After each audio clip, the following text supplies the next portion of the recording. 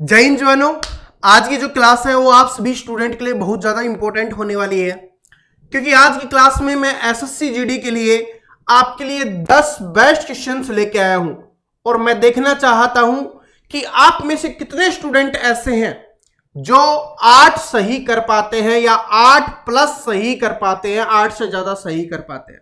अगर 8 से ज़्यादा आप सही कर पा रहे हैं, इसका मतलब है कि जो आपकी तैयारी है वो सही डायरेक्शन में चल रही है और आपको बस इसी तैयारी को थोड़ा कंटिन्यू रखना है और आपका जो एसएससी जीडी 2024 में जॉब लेने का सपना है वो सपना आपका पूरा हो रहा होगा। और ऐसे ही मैंने कोई भी क्वेश्चंस नहीं उठा लिए जो बिल्कुल आसान हो या इजी हो, मैंने सारे क्वेश्चंस वही उठाए हैं जो आपके पिछले सालों में पूछे गए बेस्ट क्वेश्चंस होने वाले हैं, या बोल सकते हो कि जो पेपर का लेवल होता है उस तरीके के क्वेश्चंस हमने यहां पर लिए हैं। सारे के सारे शानदार क्वेश्चंस हैं और सारे के सारे क्वेश्चंस का आपको आंसर करने की कोशिश करनी है, तभी आप बता पाओगे कि 10 में से आप 8 प्लस स्कोर कर पाए या नहीं कर पाए।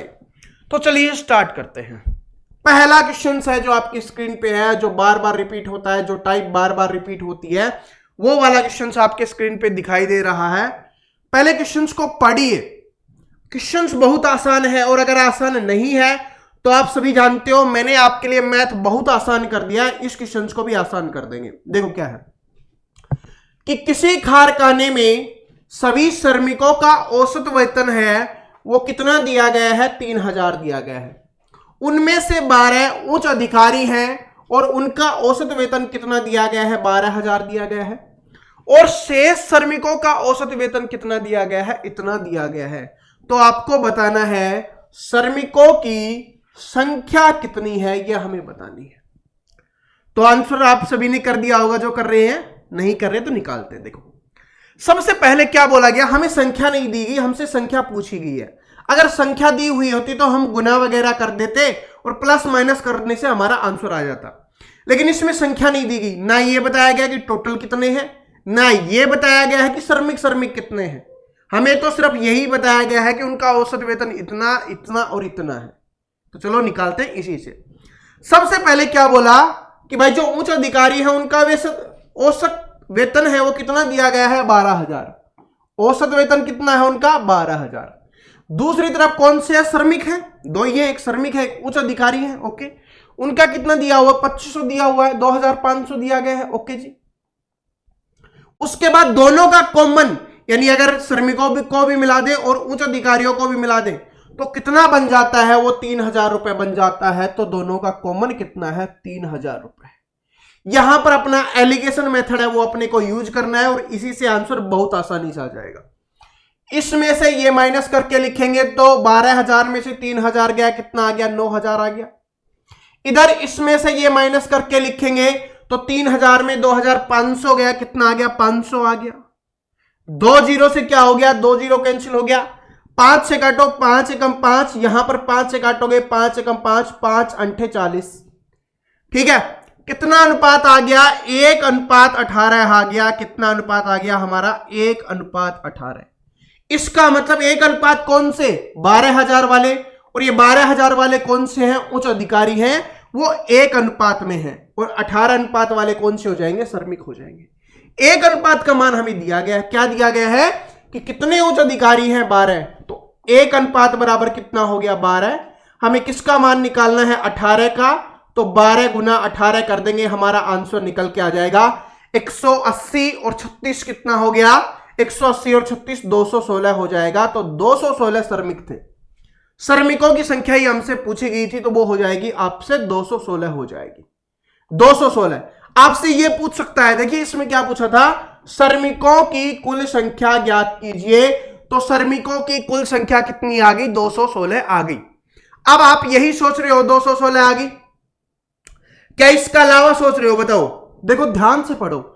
किसी कारखाने में सभी श्रमिकों का औसत, ठीक है, ये दिया गया है और उसके बाद शेष श्रमिकों का ये दिया गया है। तो सभी का हमसे पूछा है कि श्रमिकों की कुल संख्या ज्ञात कीजिए। ये जो 216 निकल के आया, ये 18 का मान आया है, यहां से आया है। हमें किसका मान चाहिए, हमें सभी का मान चाहिए। तो इसका मतलब इसको और जोड़ना पड़ेगा हमको, 12 और जोड़ना पड़ेगा तो कितना हो जाएगा, ये 228 हो जाएगा। 228 हमारा आंसर होगा। मैं यहां पर आंसर चेक करवाता हूं, इधर ही किधर आंसर लिखा हुआ होगा। ऑप्शन नंबर सी क्या हो जाएगा, यहां पे आपका करेक्ट आंसर हो जाएगा। मैंने क्वेश्चंस क्यों लिया कि स्टूडेंट गलती करते हैं, क्योंकि यहां पर सिर्फ श्रमिक लिखा हुआ है। ये देखिए यहां पर क्या लिखा हुआ है, श्रमिक लिखा हुआ है, और यहां पर भी श्रमिक। तो स्टूडेंट देखते हैं कि श्रमिकों का मान आ गया, वो यहां से निकलता है 216, तो 216 ये आंसर कर देते हैं। ऑप्शंस में भी उनको दिखाई देता है, टिक कर दिया। लेकिन ये गलत हो जाएगा। क्यों हो जाएगा, क्योंकि इसमें कुल श्रमिकों का पूछा है कि श्रमिकों की कुल संख्या ज्ञात कीजिए। इसका मतलब उच्च अधिकारी भी तो श्रमिक ही है। स्टार्टिंग में देखो सभी श्रमिकों का बोला है, कुल और सभी एक ही तो होता है, इसलिए यहां पर 228 आंसर होगा, 216 आपका आंसर नहीं होगा। जो कंफ्यूजन होता है वो भी मैंने आपका दूर कर दिया है, यहां पर गलती होती है। और पिछली बार भी बहुत गलतियां हुई थी, क्योंकि ऑप्शन नंबर ए में ही 216 था। ठीक है, ओके। चलो अब अगले क्वेश्चन पे चलते हैं, और ये क्वेश्चन नंबर दूसरा आप सभी के लिए बहुत आसान है। ये आप सभी के लिए बहुत आसान है, और मुझे पता है हर कोई स्टूडेंट जिसने मुझसे पढ़ाई की है इसका आंसर जरूर करेगा। क्या है कि एक बल्लेबाज ने अपनी 13वीं पारी में 85 रन बनाए। कितने रन बनाए हैं, 85 रन बनाए हैं, और उससे उसका औसत क्या हो गया, 8 रन बढ़ जाता है। तो 13वीं पारी के बाद उसके औसत रन क्या है कि उसके औसत रन ज्ञात कीजिए, यह हमें बताना है। बहुत आसान है। 13वीं पारी में रन कितने बनाए हैं, उसने 85 रन बनाए हैं, यह बोला गया है। ओके जी, और उससे क्या हुआ, औसत बढ़ गया कितना, 5। इसका मतलब 13 की 13 पारी में उसने 5 बढ़ाया है। इसका मतलब कितना बढ़ाया है, 65। टोटल बनाए हैं उसने 85 रन, जिसमें से 65 उसने इंक्रीज किया है। इससे मतलब कि पहले वो कितने बनाते हुए आ रहा था, 20 बनाते हुए आ रहा था। तो आपसे पूछे कि पहले औसत कितना था, या पुराना औसत कितना था, या ये भी पूछ सकता है कि 13वीं पारी से पहले औसत कितना था, तो आप आंसर कर दोगे 20। लेकिन इसमें 20 नहीं पूछा गया, हमसे पूछा है 13वीं पारी के बाद। 13वीं पारी के बाद पूछे या नया औसत पूछे। नए औसत में क्या हुआ, 5 इंक्रीज हो गया है, तो 5 इसमें जोड़ दो, कितना हो जाएगा आपका, 25 हो जाएगा। तो 25 ऑप्शन नंबर सी यहां पे करेक्ट आंसर हो जाएगा। क्या बात समझ में आ गया। सारे शानदार क्वेश्चंस करवा रहा हूं जो आपके पेपर में पूछे जाते हैं और आपकी पेपर की जान होते हैं। अगला क्वेश्चन देखिए, मैंने एलसीएम एचसीएफ वाला जो अभी हमने किया था उसमें मैंने समझा दिया था कि ऐसे क्वेश्चन आते हैं तब कैसे सोल्व करते हैं। क्या बोला गया है कि 2/5, 4/15 और उसके बाद 6/25 हमें दिया गया है, और बोला गया है कि इसका एलसीएम बोला है, एचसीएफ नहीं बोला। क्या बोला है, हमें एलसीएम निकालना है, इसका एलसीएम निकालना है। तो क्या बताया था, जब भी किसी का एलसीएम पूछे तो उससे विपरीत है वो नीचे वाले का निकाल देना है। तो इस नीचे वाले का क्या निकालना है, एचसीएफ निकालना है, बस, और कुछ नहीं करना। ऊपर वाले का एलसीएम निकालो, 2, 4 और 6 का एलसीएम कितना होता है, 12 हो जाएगा। तो ये कितना आ गया, 12 हो गया। बटे में हमें एचसीएफ निकालना है, 5, 15 और 25। इसका क्या होगा, एचसीएफ क्या होगा, वो हो जाएगा आपका 5 ही, 5। तो 12/5 क्या हो जाएगा, आंसर हो जाएगा जो ऑप्शन नंबर बी में दिया हुआ है। एचसीएफ निकालने का सबसे आसान तरीका है कि जो सबसे छोटा है उसमें भाग दे के देख लो। अगर ऐसे ही है तो, अगर सभी संख्याओं पे भाग हो रहा है तो वो ही क्या हो जाएगा, एचसीएफ हो जाएगा। और अगर नहीं हो रहा होता तो फिर 1 होता। ठीक है, तो 12/5 क्या हो गया, हमारा यहां पे आंसर हो गया। चलो अब अगला क्वेश्चन देखते हैं। अगला क्वेश्चन देखिए, बहुत ही शानदार क्वेश्चन है, और इस टाइप के क्वेश्चंस आपके एसएससी जीडी के एग्जाम में बार बार रिपीट होते हैं, चाहे वो 2021 वाली बात करें, 2022 वाले एग्जाम की बात करें, या उससे पहले के एग्जाम्स की बात करें, सभी में पूछा जाता है। क्या बोला गया कि 28 के वर्ग को उस सबसे बड़ी संख्या से विभाजित किया जाता है जो 42 और 56 दोनों को पूर्णतः विभाजित कर सकती है। यानी कि हमें क्या निकालना है, सबसे पहले तो 28 के वर्ग को भाग करना है। तो 28 का वर्ग नहीं पता तो 28 गुना 28 कर लो, ये क्या होता है, वर्ग ही होता है। अब इसको भाग करना है। भाग किससे करना है, इस संख्या को और इस संख्या का जो क्या निकल के आएगा, अपना HCF निकल के आएगा उससे। तो इस संख्या, दोनों संख्याओं का 42 और 56 का क्या हो जाएगा, यहां पे 14 हो जाएगा। तो 14 से भाग करना है, बस कर दीजिए। 14 दूनी 28, 28 दूनी 56, तो इसका आंसर क्या आ जाएगा, 56 हो जाएगा। 56 यहां पे करेक्ट आंसर हो जाएगा। बहुत आसान है। स्क्वायर निकालना भी मैंने आपको सिखा रखा है, स्क्वायर भी आपके एग्जाम्स में काफी काम आते हैं। तो अगर स्क्वायर करना चाहते हो तो स्क्वायर भी कर सकते हो, वरना ये तो बड़ा प्यारा है, स्क्वायर करने की भी आवश्यकता नहीं है, आराम से कट भी जाएगा और याद नहीं है तो भी काम चल जाएगा। बात समझ में आ गया। हमें 42 और 56 दोनों को पूर्णतः विभाजित कर सकती है ऐसी सबसे बड़ी संख्या से। इसका मतलब क्या होता है, HCF, हाईएस्ट कॉमन फैक्टर, इसी को बोला जाता है सबसे बड़ी संख्या। ठीक है, तो HCF निकालना था, HCF निकला अपना 14, उससे हमने बात कर दिया, हमारा आंसर निकल के आ गया 56। चलो अब क्वेश्चन नंबर 5 पे चलते हैं। क्वेश्चन नंबर कौन सा है, अपना 5 है क्वेश्चन नंबर। बताइए क्या है, ये वाली टाइप है ना, हर बार आएगी एग्जाम में, आएगी भी और आती भी है। ठीक है, बस क्या है कि इसकी लैंग्वेज बदल जाती है, कभी पूछ लेगा संख्या घट रही है, कभी पूछ लेगा संख्या बढ़ रही है, बस उसी तरीके से अपने को करना है, बाकी कोई दिक्कत नहीं है। एक शहर में भालुओं की जनसंख्या प्रतिवर्ष 3% के दर से बढ़ रही है। यदि शहर में भालुओं की वर्तमान जनसंख्या इतनी है तो 2 वर्ष पहले कितनी थी। अब इसको ऐसे कर लो डायरेक्ट ही, अभी कितनी है वर्तमान में, 21,218। देखिए वैसे अलग लिखोगे फिर बदलना पड़ेगा यहीं पे। 21,018 क्या है, वर्तमान में है। तो 2 साल पहले क्या रही होगी, 3% कम रही होगी। तो अभी 103 है तो पहले 100 रही होगी, तो 103 बटे में लिख दो बस। और 2 बार है तो 2 बार लिखना है। ये पता चल गया। और नहीं पता तो आप ऐसे कर सकते हो, क्या पूछा है, 2 वर्ष पहले कितनी थी, तो आप ऐसे कर लो कि भाई 2 वर्ष पहले x थी, फिर 3% बढ़ी तो 103, फिर क्या हुई, फिर 103 बटे 100 और बराबर में कितना हो गया आपका, 21,218 हो गया। x को इधर रखोगे, उन बाकी को उधर लेके जाओगे तो 100 ऊपर चला जाएगा, 103 बटे में आ जाएगा।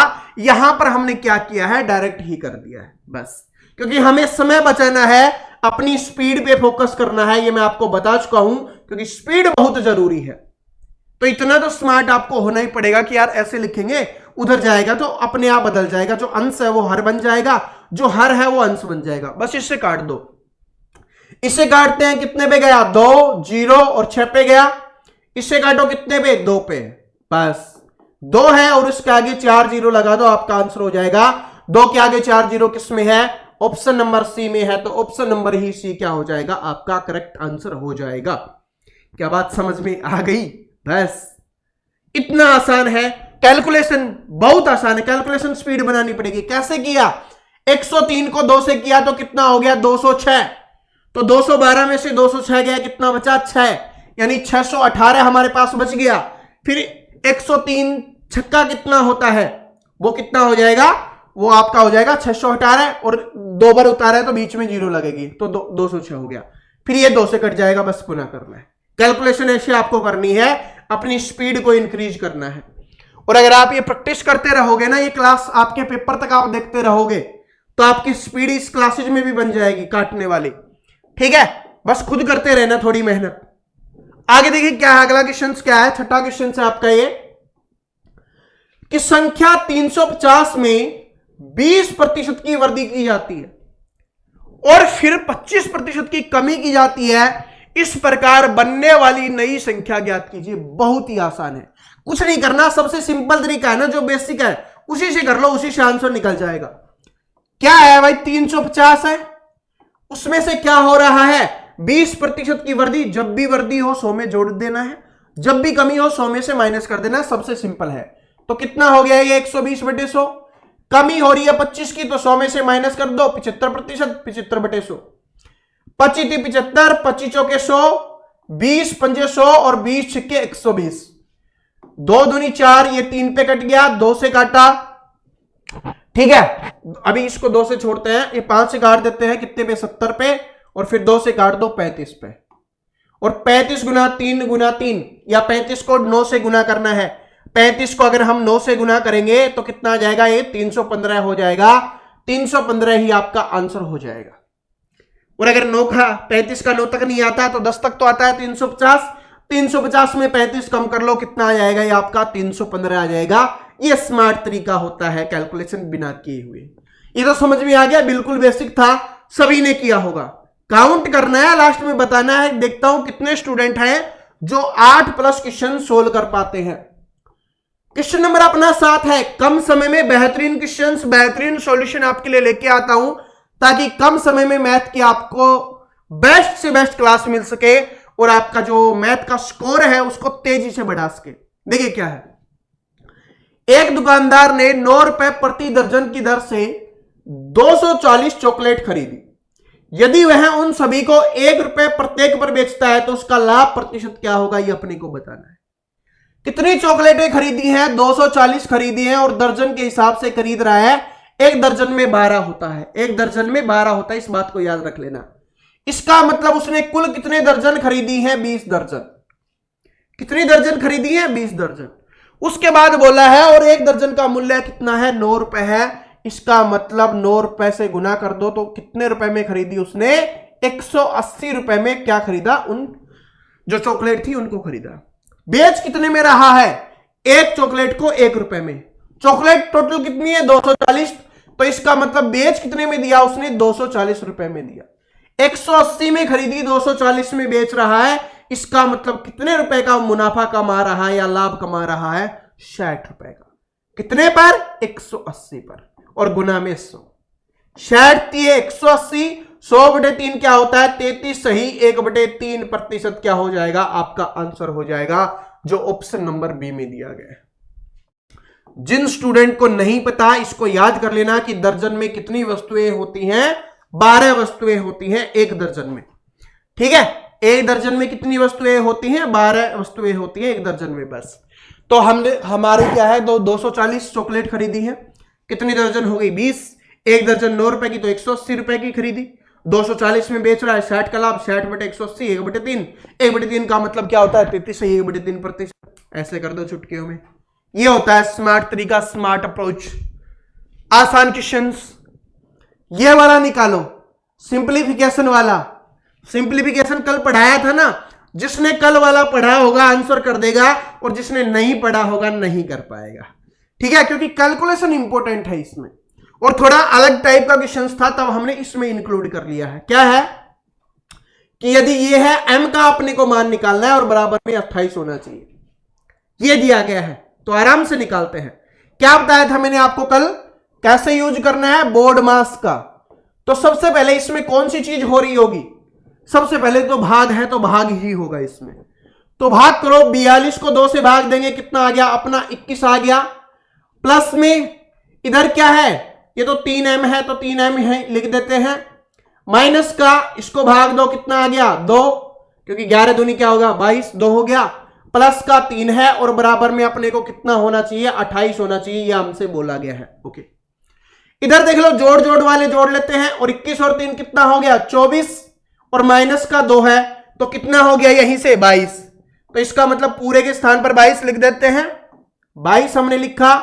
प्लस में कितना है अपना? 3m है और बराबर में 28 है। अगर मैं इसको खोलने चलूं ना तो और भी बड़ा बन जाएगा, लेकिन सिंपली आप ऐसे कर सकते हो कि 22 हमारे पास है, 28 करने के लिए हमें 6 चाहिए। m के स्थान पर क्या रखें जिससे 6 बन जाए? 3 हमारे पास है तो गुना में है, तो 2 से गुना कर देंगे, 6 बन जाएगा। तो 2 आंसर हो गया। वरना और करने चाहो तो मैं करवा सकता हूं। देखिए 3m बराबर क्या हो जाएगा? 28 - 22, इसका मतलब 6। m का मान क्या होगा? 6/3, कितना आ गया? 2 आ गया। इसमें आपको थोड़ी और कैलकुलेशन करनी पड़ेगी, थोड़ा दिमाग लगाओगे तो यहीं पे आंसर निकल जाएगा थोड़ी, वरना दिमाग थोड़ा कम यूज करोगे तो ऐसे भी कर सकते हो, आपके ऊपर डिपेंड करता है। क्योंकि लेकिन एक बात याद रखना, स्पीड बहुत मैटर करेगी। आपकी स्पीड है वो बहुत ज्यादा मैटर करने वाली है अगर आपको सिलेक्शन लेना है तो। अगला क्वेश्चन देखिए, आपका क्वेश्चन अगला है, क्या है क्वेश्चन? कि 30 आदमी 10 घंटे में 50 पेड़ काटते हैं। वो वाला याद होगा आपको, MDH/W वाला आपको बताया था, जिसमें M1 D1 H1 W1 बराबर क्या था? M2 D2 H2/W2। जिसमें एम क्या होता है, मैन होता है किए जाने वाले व्यक्तियों, कितने व्यक्ति हैं। डी का मतलब होता है डेज, कितने दिन। एच का मतलब होता है आवर, कितने घंटे। और डब्ल्यू का मतलब क्या होता है, वर्क, कितना काम वो कर रहे हैं। बस यहां पर लिख देना है, जो दिया हुआ है उसको लिख देंगे, जो नहीं दिया हुआ उसको नहीं लिखेंगे। 30 आदमी काम कर रहे हैं, 10 घंटे काम कर रहे हैं और कितना पेड़ काटते हैं, 50 पेड़ काटते हैं, क्योंकि पेड़ काटना क्या हो गया, उनका काम हो गया, इसलिए बटे में हमने लिख दिया। यहां पर दिनों की संख्या नहीं दी गई तो दिनों की संख्या हमने नहीं लिखी। बराबर में दूसरी तरफ क्या है कि यदि 10 आदमी यह काम छोड़ के चले जाते हैं, पहले 30 आदमी थे, अब 10 छोड़ के चले गए, इसका मतलब कितने आदमी बचे हैं भाई, 20 आदमी, क्योंकि 30 में 10 चले गए तो कितने बचे, 20 आदमी। तो काम कितने करेंगे, 20 आदमी काम करेंगे। कितने घंटे काम करते हैं, 15 घंटे काम करते हैं, और हमें बताना है कि वो कितना काम करेंगे या कितना पेड़ काट देंगे। बस काट दो, 15 से काटो, 15 दूनी 30, 0 से 0, 2 से 2, ये उधर चला जाएगा, तो W2 का मान कितना आ गया, 50, यानी कितना काम करेंगे वो, 50 काम करेंगे या 50 पेड़ काटेंगे। तो ऑप्शन नंबर सी क्या हो जाएगा, यहां पे आपका करेक्ट आंसर हो जाएगा। समझ में आ गया। और ये क्वेश्चन आपका कौन से नंबर का था, 9 नंबर का क्वेश्चन था ये। अब है आपका क्वेश्चन नंबर 10वां। आप देखिए क्वेश्चन नंबर 10वां ये है, और इसका आंसर मैं नहीं करने वाला, आप सभी स्टूडेंट इसका आंसर कमेंट करके बताएंगे, क्योंकि मैंने सिर्फ ये क्वेश्चन इसलिए लिया है दिखाने के लिए कि इस तरीके के क्वेश्चंस भी आपके एग्जाम में आते हैं भिन्न वाले, जिसमें कभी आपसे अवरोही क्रम पूछा जाता है, कभी आरोही क्रम पूछा जाता है, कभी सबसे छोटी भिन्न पूछी जाती है, कभी सबसे बड़ी भिन्न पूछी जाती है। अगर आपको इसका आंसर आता है तो आप सभी स्टूडेंट कमेंट कर देना, और अगर आपको आंसर नहीं आता, कल अपनी इसके ऊपर क्लास आएगी 4 PM पे, उस क्लास को जरूर देख लेना, क्योंकि यहां से एक क्वेश्चन पक्का, और एक क्वेश्चन पक्का मतलब क्या हो गया, 2 नंबर पक्का। और बहुत ही शानदार, बहुत ही आसान तरीका बताऊंगा, उसके बाद ये क्वेश्चंस वहां पे सोल्व करवाऊंगा, फिर देखना ऐसे निकालोगे सर जी ये है, आपका ऐसे आंसर निकलेगा। ठीक है, तो कल 4 बजे जो क्लास आएगी उसको देख लेना। आज वाली क्लास कैसी लगी, 9 क्वेश्चंस हमने सोल्व किए हैं, 9 में से आपके कितने सही हुए हैं ये कमेंट करके बताना। क्लास कैसी लगी ये भी कमेंट करना, और भाई अच्छी लगती है तो लाइक जरूर कर देना। और जो भी स्टूडेंट अपने इस चैनल पे नया आया है, देखिए नीचे लाल कलर का बटन होगा सब्सक्राइब वाला, साथ में बेल आइकन होगा, उसको प्रेस कर लेना, ताकि आने वाली SSC GD की सारी मैथ की क्लास आपको मिल सके, और साथ में जो भी इंपॉर्टेंट अपडेट्स होती हैं वो भी आपको कंटिन्यू मिल सके। ठीक है जी, तो मिलते हैं नेक्स्ट वीडियो में, तब तक हंसते रहिए, मुस्कुराते रहिए, पढ़ते रहिए। Thank you so much, all the best, best of luck.